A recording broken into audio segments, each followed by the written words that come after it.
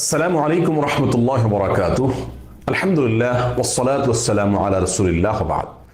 সুপ্রিয় দর্শক শ্রোতা ভাই বোনেরা, আমাদের জীবনের যে কোনো গুরুত্বপূর্ণ কাজে, যে কোনো গুরুত্বপূর্ণ সিদ্ধান্তে আমরা যদি চূড়ান্তভাবে সফলতা নিশ্চিত করতে চাই, তাহলে দুটি কাজ করতে হবে। তার একটি হলো সংশ্লিষ্ট কাজ শুরু করবার আগে, আরেকটি কাজ হলো পরে। যে কোনো কাজ শুরু করার আগে একজন মুমিন আল্লাহ সুবহানাহু ওয়া তাআলার প্রতি পরিপূর্ণ আস্থা, পরিপূর্ণ ভরসা এবং তাওয়াক্কুল যদি করেন, তাহলে তিনি সে কাজে চূড়ান্তভাবে সফল কাম হবেন। আল্লাহ সুবহানাহু ওয়া তাআলা কোরআনে কারীমে বলেছেন, ফাইজা আযামতা ফাতাওয়াক্কাল আলাল্লাহ। যদি কোনো কাজ করার ব্যাপারে তুমি ভেবে চিন্তে সিদ্ধান্ত গ্রহণ করে থাকো, তাহলে আল্লাহ সুবহানাহু ওয়া তাআলার প্রতি ভরসা করো, আস্থা রাখো, তার প্রতি ন্যস্ত করো তোমার সংশ্লিষ্ট কাজের সফলতাকে।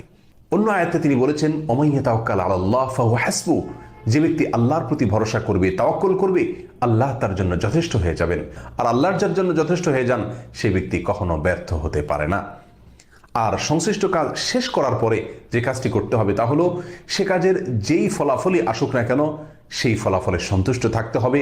আল্লাহর ফয়সালায়, আল্লাহর সিদ্ধান্তে, আল্লাহর কাজার উপরে সম্পূর্ণরূপে যখন বান্দা রাজি থাকবে, সন্তুষ্ট থাকবে, আল্লাহ সুবহানাহু ওয়া তাআলা তাকে ওই কাজের উত্তম থেকে উত্তম পরিণাম দেখাবেন এবং সে দেখতে পাবে কিভাবে সে সৌভাগ্য অর্জন করছে।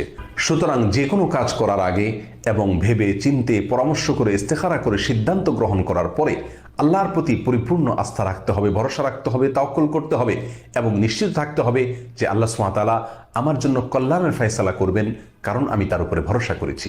আর কাজটি সম্পাদিত হওয়ার পরে, শেষ হওয়ার পরে তার বাহ্যিক ফলাফল যাই হোক না কেন, সম্পূর্ণরূপে আল্লাহর প্রতি সন্তুষ্ট থাকতে হবে।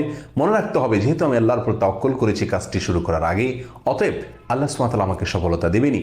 বাহ্যিকভাবে যদি আমার সে কাজে সফলতা আমি নাও দেখতে পাই, নিশ্চিতভাবে জেনে রাখতে হবে চূড়ান্ত সফলতা আমার জন্য অপেক্ষা করছে, এর ভেতরেই আমার জন্য মঙ্গল নিহিত আছে। আল্লাহ সুবহানাহু ওয়া তাআলা আমাদের সকলকে সকল কাজে, সকল সিদ্ধান্তে এভাবে সফল কাম হওয়ার তৌফিক দান করুন, সার্থক হওয়ার তৌফিক দান করুন। আসসালামু আলাইকুম ওয়া রাহমাতুল্লাহি ওয়া বারাকাতুহু।